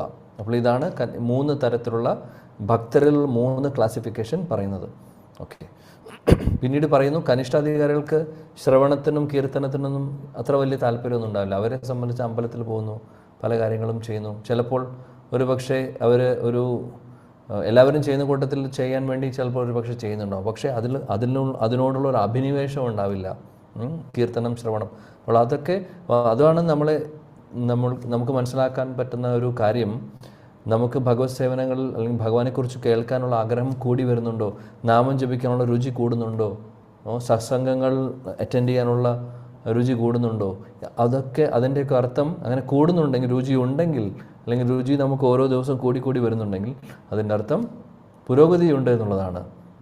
അപ്പോൾ കനിഷ്ഠരെ സംബന്ധിച്ച് ആ ഒരു ടേസ്റ്റ് കുറവായിരിക്കും ഇങ്ങനെയുള്ള കാര്യങ്ങൾക്ക്. കൂടുതലും അവനവൻ്റെ പ്രോഫിറ്റിന് വേണ്ടിയിട്ടൊക്കെ ആയിരിക്കും അമ്പലങ്ങളിൽ പോകുന്നതും, അല്ലെങ്കിൽ എന്തെങ്കിലും ആരാധനകൾ ചെയ്യുന്നുണ്ടെങ്കിൽ അതൊക്കെ ചെയ്യുന്നുണ്ടാവുന്നത്, എന്തെങ്കിലും അതിൽ നിന്ന് പ്രതീക്ഷിച്ചുകൊണ്ട്. എന്നാൽ അങ്ങനെ ആയിരിക്കരുത്, നമ്മൾ അതിനേക്കാൾ മുന്നിൽ പോകേണ്ടതാണ്. അപ്പം ഭക്തിയിൽ നമ്മൾ ഉത്തമാധികാരികളുടെ ലെവലിലേക്ക് എത്തേണ്ടതാണ് ഒരു ദിവസം. ഓഫ് കോഴ്സ് അറ്റ്ലീസ്റ്റ് മധ്യമ ലെവലിലേക്കെല്ലാം നമ്മൾ ഉയരേണ്ടതാണ്, വളരെ അത്യാവശ്യമാണ്. അപ്പോൾ അതിൻ്റെ അർത്ഥം ശാസ്ത്രങ്ങൾ നന്നായി പഠിക്കണം, നമ്മുടെ വിശ്വാസം ദൃഢമായിരിക്കണം, ഇതാണ് ഇമ്പോർട്ടൻ്റ്. ആരെന്ത് പറഞ്ഞാലും പ്രശ്നങ്ങൾ, എത്ര വലിയ പ്രശ്നങ്ങളിലൂടെ നമ്മൾ കടന്നു പോവുകയാണെങ്കിലും നാളെ ഏറ്റവും വലിയ പ്രശ്നം നമ്മുടെ ജീവിതത്തിൽ സംഭവിച്ചു എന്ന് വയ്ക്കുക, സാമ്പത്തികമാവട്ടെ അല്ലെങ്കിൽ വേറെ എന്ത് വേണമെങ്കിലും ആവട്ടെ, റിലേഷൻഷിപ്പ് ആവട്ടെ, എന്ത് വേണമെങ്കിലും ആവട്ടെ, ആ സമയത്തും ശ്രദ്ധ വിടാതെ കൈ പിടിച്ച് അല്ലെങ്കിൽ അവരുടെ ഭഗവാന്റെ തൃപ്പാദങ്ങൾ മുറുക്കെ പിടിച്ച് ഇരിക്കുന്നുണ്ടെയോ രക്ഷപ്പെട്ടു. കഴിഞ്ഞ ദിവസം ഒരു ക്ലാസ് എടുക്കാൻ പോയ സമയത്ത്, ഇവിടെ നാട്ടിലുള്ള സമയത്ത്, ഒരു ചെറിയ, അധികം പ്രായമായിട്ടില്ല, ഒരു യുവാവ്, ഒരു കുട്ടി, ഒരു പയ്യൻ എൻ്റെ അടുത്ത് വന്നു. ക്ലാസ് കഴിഞ്ഞതിന് ശേഷം സംസാരിക്കാൻ വേണ്ടി വന്നു. പ്രാർത്ഥിക്കണം എന്ന് പറഞ്ഞിട്ടാണ് എൻ്റെ അടുത്ത് വന്നത്. അപ്പോൾ അദ്ദേഹം പറഞ്ഞു എന്നോട്, എൻ്റെ വീട്ടിൽ ഞാൻ നാമം ജപിക്കുന്നുണ്ട്, അമ്മ നാമം ജപിക്കുന്നുണ്ട്, അതുപോലെ സഹോദരങ്ങളും സഹോദരിയോ എനിക്ക് ശരിക്കും ഓർമ്മയില്ല, അവരും ജപിക്കുന്നുണ്ട്. ഇവർ ബേസിക്കലി ഹിന്ദു സമുദായത്തിലുള്ളവരാണ്. കാലാകാലങ്ങളായിട്ട് അല്ലെങ്കിൽ ആ ഒരു അമ്പലത്തിൽ പോലും കാര്യങ്ങളൊക്കെ ഉണ്ട്. അപ്പോൾ പക്ഷേ എൻ്റെ അച്ഛൻ ഇപ്പോൾ പതിയെ വഴി മാറി എന്ന് പറയുവാണ്. അച്ഛൻ ഭക്തൻ, അച്ഛൻ അമ്പലത്തിൽ പോകുമായിരുന്നു, നാമം ജപിക്കുന്നതൊക്കെ ഒരാളായിരുന്നു. പക്ഷേ കുറച്ച് കാലമായിട്ട് വേറെ ഒരു സമുദായത്തിൽ നിന്ന് അദ്ദേഹത്തെ ഇൻഫ്ലുവൻസ് ചെയ്തു. അദ്ദേഹത്തിൻ്റെ ശ്രദ്ധ മുഴുവനും അവിടെയാണ്. അപ്പോൾ മാല ജപിച്ചുകൊണ്ടിരിക്കുന്ന ഒരാൾ അത് ജപിക്കാതെയായി മാല ഉപേക്ഷിക്കുന്നു. കണ്ടിമാലയിട്ടുള്ള ഒരാൾ കണ്ടിമാല ഊരുന്നൊരവസ്ഥയ്ക്ക് ഒന്ന് ആലോചിച്ച് നോക്കൂ. അപ്പോൾ എന്താ സംഭവിച്ചത് എന്ന് നമ്മൾ ഓർക്കുമ്പോൾ ഒരു പക്ഷേ ജീവിതത്തിൽ പല പ്രശ്നങ്ങളും നമ്മൾ നേരിടാം. അപ്പോൾ പ്രശ്നങ്ങൾ നേരിടുന്ന സമയത്ത് ഈ വിശ്വാസം സ്ട്രോങ് അല്ലെങ്കിൽ പ്രോബ്ലം എന്താണെന്ന് വെച്ചാൽ, നമ്മൾ വീക്കായിരിക്കുന്ന സമയത്ത് പല ആളുകളും നമ്മളെ വന്ന് വേറെ വഴിയിലോട്ട് തിരിക്കാൻ നോക്കാൻ സാധ്യതയുണ്ട്. പല സ്ഥലങ്ങളിൽ നടക്കുന്നുണ്ട് ഇതെല്ലാം. നമുക്കൊരു താങ്ങും തണലുമായിട്ട് ആ സമയത്ത് വരും. അപ്പോൾ താങ്ങും തണലായിട്ട് വരുമ്പോൾ ആരാണോ നമ്മളെ സഹായിക്കുന്നത് അവരോടൊരു സ്നേഹം നമുക്ക് തോന്നും ഓട്ടോമാറ്റിക്കലി. അവർ പറയുന്നത് ചെയ്യുവാനും നമുക്ക് തോന്നും. അങ്ങനെ പതിയെ ചിലപ്പോൾ നേർവഴിക്ക് പോകുന്ന ഒരാളെ പതിയെ വേറെ ദിശയിലായിരിക്കും പോകുന്നത്. അപ്പോൾ സംഭവിക്കുന്നത് എന്താണെന്ന് വെച്ചാൽ, ഇതേപോലെ തകർച്ചകളും വീഴ്ചകളും പ്രശ്നങ്ങളും വരുമ്പോഴാണ് ഇങ്ങനെ പല സംഭവങ്ങളും നടക്കുന്നത്. അപ്പോൾ ഒരു കൺവേർഷൻ എന്ന് പറയുന്ന ഒരു കാര്യമാണ് ഇവിടെ ഞാനിപ്പോൾ സൂചിപ്പിച്ചത്. അപ്പോൾ ഒന്ന് ആലോചിച്ച് നോക്കൂ, നന്നായി ചെയ്യുന്നുണ്ട് ഒരാൾ, പെട്ടെന്നൊരു ഡീവിയേഷൻ പറയണ കാര്യം ആ വിശ്വാസം വളർന്നു വന്നിട്ടുണ്ടാവില്ല. അപ്പോഴാണ് ഈ പ്രശ്നം വരുന്നത്. വിശ്വാസം ഉണ്ടെങ്കിൽ അത് ശരിക്കും, അല്ലെങ്കിൽ ഇത് എപ്പോഴാണോ ഡീവിയേഷൻ വരുന്നത് ആ സമയത്ത് സത്സംഗം ഉണ്ടെങ്കിൽ, ഭക്തരുമായിട്ടുള്ളൊരു കൂട്ടായ്മ ഉണ്ടെങ്കിൽ അവരെ കൈപിടിച്ച് രക്ഷിക്കാൻ ആളുണ്ട്. ഇല്ലാതെ വരുമ്പോൾ എന്താണ് സംഭവിക്കുന്നത്? നമ്മൾ അറിയാതെ തന്നെ പതിയെ വഴി മാറിപ്പോയി കഴിഞ്ഞാൽ പിന്നീട് കുറേ കഴിഞ്ഞിട്ടായിരിക്കും കൂടെയുള്ളവർ പോലും അറിയുന്നത് ഇങ്ങനെ സംഭവിക്കുന്നുണ്ട് എന്നുള്ളത്. അതുകൊണ്ട് പറയുന്നു, വളരെ ഇമ്പോർട്ടൻ്റ് ആണ്. ശ്രവണം അത്യാവശ്യമാണ്, സത്സംഗങ്ങൾ അത്യാവശ്യമാണ്.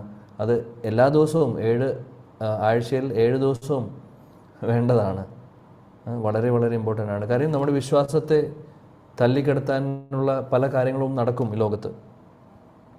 പല പ്രശ്നങ്ങളും നമ്മുടെ ലൈഫിൽ വരാം. അപ്പോൾ ഓരോ പ്രോബ്ലംസ് വരുമ്പോഴും നമ്മൾ ഓർക്കുക, ഭഗവാനിലേക്ക് അടുക്കാനുള്ള മാർഗങ്ങളായിട്ടാണ് അതൊക്കെ കാണേണ്ടത്. ഭഗവാനിലേക്ക് അടുക്കാൻ വേണ്ടി ഭഗവാൻ തന്നെ തരുന്നൊരു സിറ്റുവേഷൻ ആണെന്ന് ഓർക്കുക. പ്രശ്നങ്ങൾ വരുമ്പോൾ നമ്മുടെ കണ്ണ് തുറക്കുന്നു. ആരും ഉണ്ടാവില്ല എൻ്റെ കൂടെ, ഭഗവാൻ ഉണ്ടാവുള്ളൂ എന്നുള്ളൊരു ചിന്തയിലേക്കാണ് നമ്മൾ ഉയരേണ്ടത്. അപ്പം അത് ആക്ച്വലി അതുകൊണ്ട് പ്രശ്നങ്ങൾ നമുക്ക് സഹായം ചെയ്യും.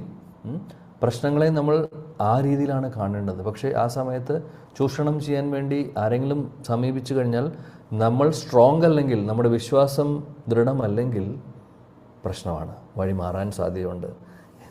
വേറെ കൺവേർഷൻ പോട്ടെ, കൃഷ്ണഭക്തി ചെയ്യുന്ന ഒരാൾ ഇനി നാളെ പ്രശ്നങ്ങൾ വരുമ്പോൾ പറയും, ഓ ഇത് വെറുതെയല്ല, ഇത്രയും കാലം ഇതിനു മുമ്പ് ദേവി ആരാധന ചെയ്യുന്നുണ്ടായിരുന്നായിരുന്നു, അപ്പോൾ അതെല്ലാം നിർത്തി ഇപ്പോൾ ഇത് മാത്രമേ ഉള്ളൂ, അതാണ് പ്രശ്നം. അപ്പോൾ എന്താണ് സംഭവിക്കുക? കൃഷ്ണഭക്തി ചെയ്യുന്ന കൂട്ടത്തിൽ നാമം ജപിക്കുന്നുണ്ട്, എന്നാൽ ഇടയ്ക്ക് അവിടെ പോകുന്നു, വഴിപാടുകൾ ചെയ്യുന്നു ദേവീക്ഷേത്രത്തിൽ പോയിട്ട്. അപ്പോൾ എന്താണ് ഇവിടെ വിശ്വാസമില്ലാതെയായി.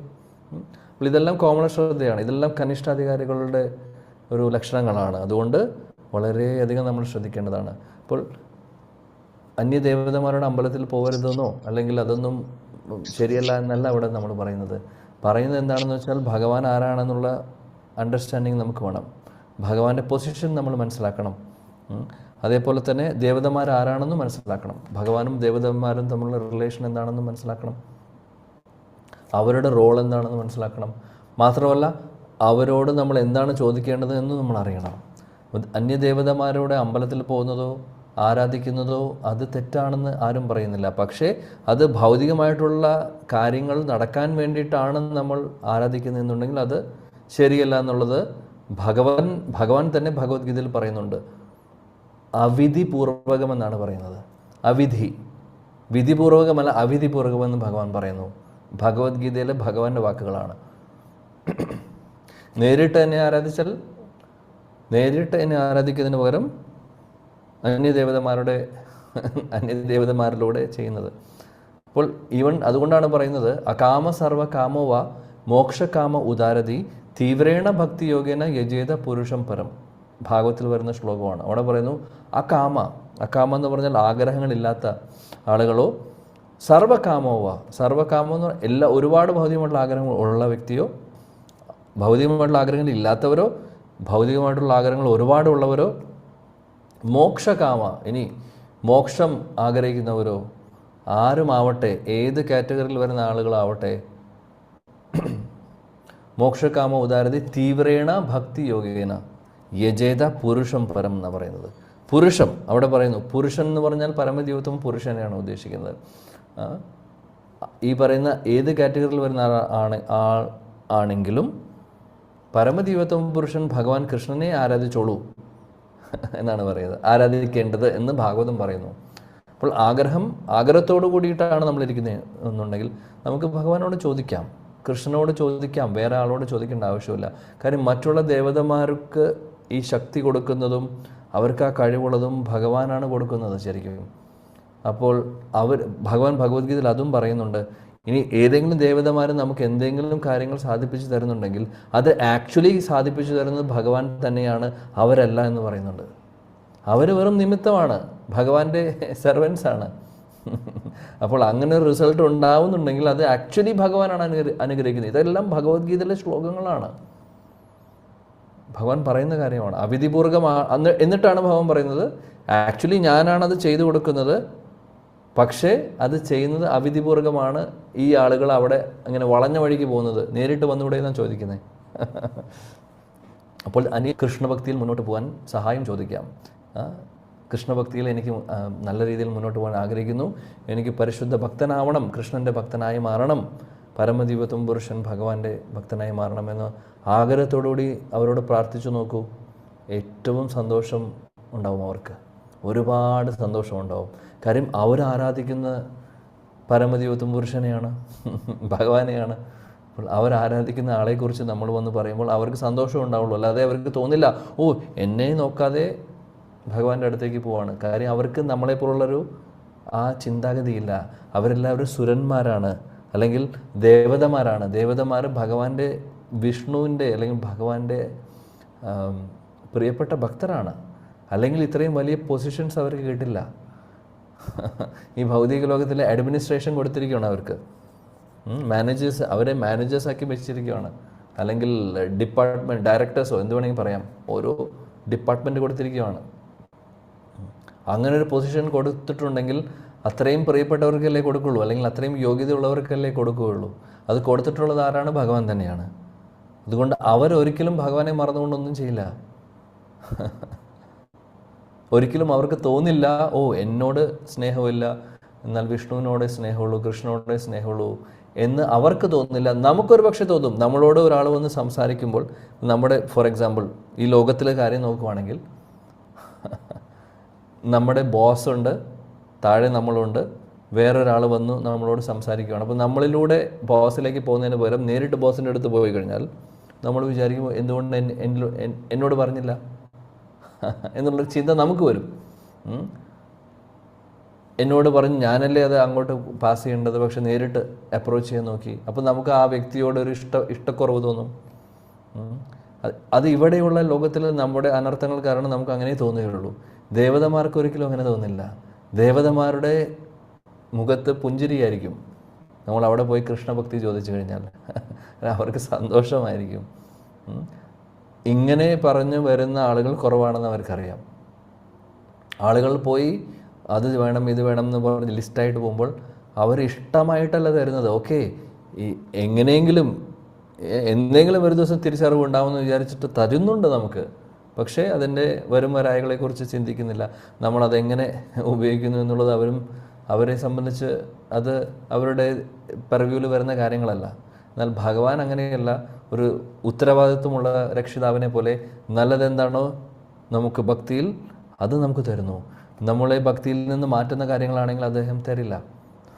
എപ്പോഴും നമ്മൾ പറയുന്ന ഉദാഹരണം, പനിയുള്ള ഒരു കുട്ടി, തൊണ്ടവേദനയുള്ള ഒരു കുട്ടിക്ക് സ്വന്തം അച്ഛനും അമ്മയും ഐസ്ക്രീം കൊടുക്കുമോ? കുട്ടിക്കറിയും ഐസ്ക്രീം വേണമെന്ന് പറഞ്ഞ്, പക്ഷേ അച്ഛനും അമ്മയും സ്നേഹമുള്ള അച്ഛനമ്മയും കൊടുക്കില്ല. നേരെ മറിച്ച് ആ കുട്ടി ആരും കാണാതെ 10 രൂപ എടുത്ത് ഒരു ഷോപ്പിൽ പോയി ഐസ്ക്രീം ചോദിച്ചു കഴിഞ്ഞാൽ അവിടെയുള്ള ആ ഷോപ്പ് കീപ്പർ ഐസ്ക്രീം കൊടുക്കും. കാര്യം അദ്ദേഹത്തെ സംബന്ധിച്ച് അദ്ദേഹത്തിൻ്റെ ആരുമല്ല, അദ്ദേഹം അവിടെ പൈസ തരുന്നു, അദ്ദേഹം കൊടുക്കുന്നു. അപ്പോൾ അതേപോലെയാണ് ദേവതമാരുടെ അടുത്ത് പോകുമ്പോൾ ഷോപ്പ് കീപ്പറിൻ്റെ അടുത്ത് പോയി ഐസ്ക്രീം ചോദിക്കുന്ന പോലെയാണ്. അതിൽ നല്ലതാണോ, ഈ കുട്ടിക്ക് തൊണ്ടവേദനയുണ്ടോ പനിയുണ്ടോ എന്ന് നോക്കുന്നില്ല അവർ. അതേപോലെ ദേവതമാരുടെ അനുഗ്രഹം അവർ നോക്കുന്നില്ല നമ്മൾ ഈ അനുഗ്രഹത്തെ മിസ്യൂസ് ചെയ്യുന്നുണ്ടോ ഇല്ലേ എന്നുള്ളത്. നേരെ മറിച്ച് അച്ഛനും അമ്മയും എങ്ങനെയാണ്, അവർ നോക്കും ഇത് ഉപകാരമുള്ളതാണോ അല്ലെങ്കിൽ ഇത് അപകടമുള്ളതാണോ. അപകടമാണെങ്കിൽ തരില്ല, അല്ലെങ്കിൽ അത് ചെയ്യരുതെന്ന് പറയും. അതേപോലെ നമ്മളെ ഭഗവാനിൽ നിന്ന് ഒരുപാട് അകറ്റുന്ന കാര്യങ്ങളാണെങ്കിൽ, അല്ലെങ്കിൽ ഭൗതിക ലോകത്തിൽ നമ്മളെ പിടിച്ചു കെട്ടുന്ന കർമ്മത്തിൻ്റെ ബന്ധനത്തിൽ പെടുത്തുന്ന കാര്യങ്ങളാണെങ്കിൽ ഒരു പക്ഷേ ഭഗവാൻ അത് സാധിപ്പിച്ച് തരാതിരിക്കും. നമ്മുടെ ആഗ്രഹത്തെ, ഭൗതിക ആഗ്രഹത്തെ. അത് നല്ലതാണോ ചീത്തയാണോ? നല്ലതാണ്. കാര്യം ഈ ഊരാകുടുക്കിൽ നിന്ന് രക്ഷപ്പെടാൻ നോക്കിക്കൊണ്ടിരിക്കുകയാണ് നമ്മൾ ഓരോരുത്തരും. അത്രയും റെസ്പോൺസിബിൾ ആയിട്ടുള്ള ഒരു രക്ഷിതാവിനെ അത് സാധിക്കുകയുള്ളൂ. നല്ലതും ചെറ്റും ചിരിച്ചറിഞ്ഞ് നല്ലത് മാത്രം തരുന്നു. ചീത്ത വരുമ്പോൾ അവിടെ ഒരു ബ്ലോക്ക് ചെയ്യുന്നു. അപ്പോൾ നമ്മുടെ ഭഗവാൻ പരമദൈവത്വം പുരുഷൻ കൃഷ്ണൻ എത്രമാത്രം നമ്മളെ നോക്കുന്നു, സംരക്ഷിക്കുന്നു. നമ്മുടെ ഭാവിയാണ് അദ്ദേഹം നോക്കുന്നത്. നമ്മളെല്ലാവരെയും ഈ ലോകത്തിൽ നിന്ന് രക്ഷപ്പെടുത്തി ഭഗവത്ധാമത്തിലേക്ക് കൊണ്ടുപോകണമെന്നുള്ള ആഗ്രഹം അദ്ദേഹത്തിന് നമ്മളെക്കാൾ കൂടുതലാണുള്ളത്. നമുക്ക് ആഗ്രഹമില്ല, അദ്ദേഹത്തിനുമുണ്ട്. അപ്പോൾ അതിന് ഇവിടെ ഇരിക്കാനുള്ള കാര്യങ്ങൾ വരുമ്പോൾ അദ്ദേഹം അത് ചിലപ്പോൾ നടത്തി തരാത്ത പോലെ തോന്നും നമുക്ക്. പക്ഷേ അത് നമുക്കുള്ള അനുഗ്രഹമാണെന്ന് മനസ്സിലാക്കുക. ഇതെല്ലാം ഈ കൺസെപ്റ്റുകളൊക്കെ, തത്വങ്ങളൊക്കെ നമ്മൾ മനസ്സിലാക്കിയിരിക്കണം. അങ്ങനെയാവുമ്പോൾ എല്ലാം ഒരു ധാരണയുണ്ടാവും. എന്താണ് ശരി, എന്താണ് തെറ്റ് എന്നുള്ളതൊക്കെ തിരിച്ചറിയുന്നു. ശരിയായിട്ടുള്ള കാര്യങ്ങൾ നമ്മൾ ചെയ്യുന്നു. അപ്പോൾ ഇതൊക്കെ നമുക്ക് ഓർക്കാം ഈ ഒരു സാഹചര്യത്തിൽ. അപ്പോൾ കനിഷ്ഠാധികാരികളെക്കുറിച്ചും മധ്യമാധികാരികളെക്കുറിച്ചും ഉത്തമാധികാരികളെക്കുറിച്ചും നമ്മളിന്ന് പഠിച്ചു. ഇനി അടുത്ത ദിവസം നാളെ നമുക്ക് 13ാമത്തെ ശ്ലോകം മുതൽ പഠിക്കാൻ ശ്രമിക്കാം. ग्रंथराज श्रीमद् भागवतम की जाए, जगत गुरु श्रीला प्रभुपाद की जाए, समवेद गौर भक्त वृंद की जाए, गौड़ीय गुरु वृंद की जाए, शचिनंदन श्री गौर हरि की जाए, श्री वृंदावन धाम की जाए. जय जय Shri Radhe Shyam. Thank you. Hare Krishna.